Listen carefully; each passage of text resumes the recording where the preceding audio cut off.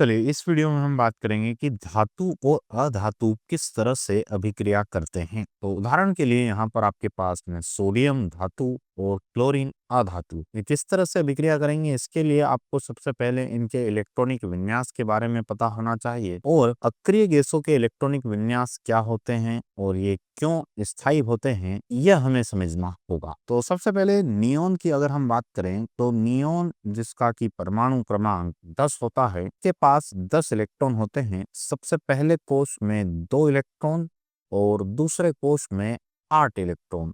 तो इसका इलेक्ट्रॉनिक विन्यास 2,8 हुआ करता है। पहला कोश यानी कि के कोश में 2 इलेक्ट्रॉन है और एल कोश में 8 इलेक्ट्रॉन। यह इलेक्ट्रॉनों का वितरण हमने बोर-बरी स्कीम के तहत किया है, जिसके अनुसार किसी भी कोश में इलेक्ट्रॉनों की अधिकतम संख्या 2n स्क्वायर के बराबर हो सकती है और सबसे बाह्यतम कोश में इलेक्ट्रॉनों की संख्या 8 से अधिक नहीं हो सकती। इसी तरह से अगर हम आर्गन की बात करें तो पहले कोश में 2 इलेक्ट्रॉन रहेंगे, दूसरे कोश में 8 इलेक्ट्रॉन और तीसरे कोश में अधिकतम तो 18 इलेक्ट्रॉन हो सकते हैं, लेकिन आर्गन का परमाणु क्रमांक 18 होता है और हमने 10 इलेक्ट्रॉन पहले और दूसरे कोश में मिलाकर के भर दिए हैं। अब सिर्फ 8 ही इलेक्ट्रॉन बचे, तो सबसे बाहर के कोश में आर्गन में 8 इलेक्ट्रॉन आ जाएंगे। इस तरह से इसका इलेक्ट्रॉनिक विन्यास 2,8,8 बन जाएगा। तो इन दोनों उत्कृष्ट गैसों को अगर हम देखते हैं तो इनके बाह्यतम कोश यानी कि संयोजी कोश में 8 इलेक्ट्रॉन उपस्थित है। मतलब इनका अष्टक पूर्ण है और पूर्ण अष्टक होने के कारण यह स्थायी होते हैं, सामान्य स्थितियों में बंध का निर्माण नहीं करते हैं, अभिक्रिया में भाग नहीं लेते हैं। तो किसी परमाणु को स्थायी होना है तो वह अपने निकटतम उत्कृष्ट गैस जैसा विन्यास बनाना चाहेगा। उदाहरण के लिए अगर हम सोडियम की बात करें तो सोडियम का इलेक्ट्रॉनिक विन्यास पहले कोश में 2 इलेक्ट्रॉन है, दूसरे में 8 और तीसरे में 1 इलेक्ट्रॉन है। तो संयोजी कोश में 8 इलेक्ट्रॉन पूर्ण करने के लिए, अष्टक को पूरा करने के लिए या तो यह 7 इलेक्ट्रॉन ग्रहण कर ले या फिर 1 इलेक्ट्रॉन का दान दे दे। तो 1 इलेक्ट्रॉन का दान देना इसके लिए आसान है 7 इलेक्ट्रॉन को ग्रहण करने की तुलना में, इसलिए 1 इलेक्ट्रॉन का दान देगा और यह अपना अष्टक पूर्ण करेगा। अब आप देख सकते हैं कि संयोजी कोश जो कि दूसरा वाला कोश है उसमें 8 इलेक्ट्रॉन। तो जब धातु इलेक्ट्रॉन का दान करती है तब धातु के ऊपर धनावेश उत्पन्न होता है, जिसे हम धातु का धनायन कहा करते हैं। किस तरह से यह धनावेश आता है, चलिए इसकी बात करते हैं।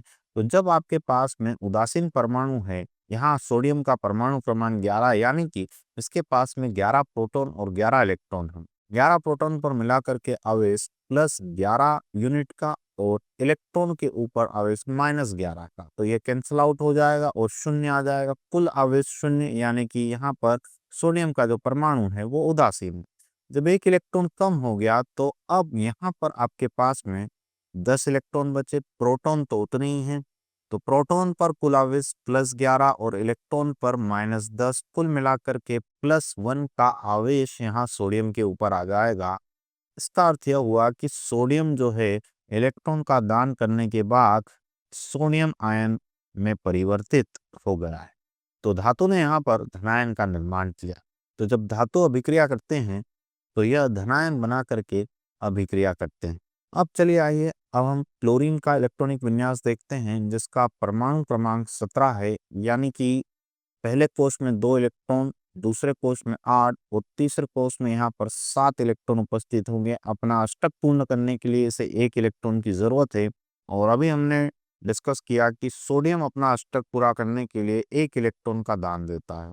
तो सोडियम 1 इलेक्ट्रॉन इस क्लोरीन को दान दे देगा, जिससे कि सोडियम और क्लोरीन दोनों का ही अष्टक पूर्ण हो जाएगा। तो सोडियम 1 इलेक्ट्रॉन का दान देगा तो यह Na प्लस में परिवर्तित हो जाएगा। क्लोरीन के परमाणु ने 1 इलेक्ट्रॉन ग्रहण किया तो यह Cl माइनस में परिवर्तित हो जाएगा। यानी धातु ने धनायन का निर्माण किया और अधातु ने ऋणायन का निर्माण किया। अब यह धनायन और ऋणायन जो आवेशित कण हैं और विपरीत आवेशित कणों के मध्य स्थिर वैद्युत आकर्षण बल कार्य करेगा। इसकी वजह से यह दोनों आयन एक दूसरे के बहुत पास आ जाएंगे और इनके बीच बंध का निर्माण होगा, जिस बंध को हम आयनिक बंध कहा करते हैं। और जो यौगिक बनेगा उसे हम बोलेंगे आयनिक यौगिक। तो धातु व अधातु एक दूसरे के साथ क्रिया करके आयनिक यौगिकों का निर्माण करते हैं।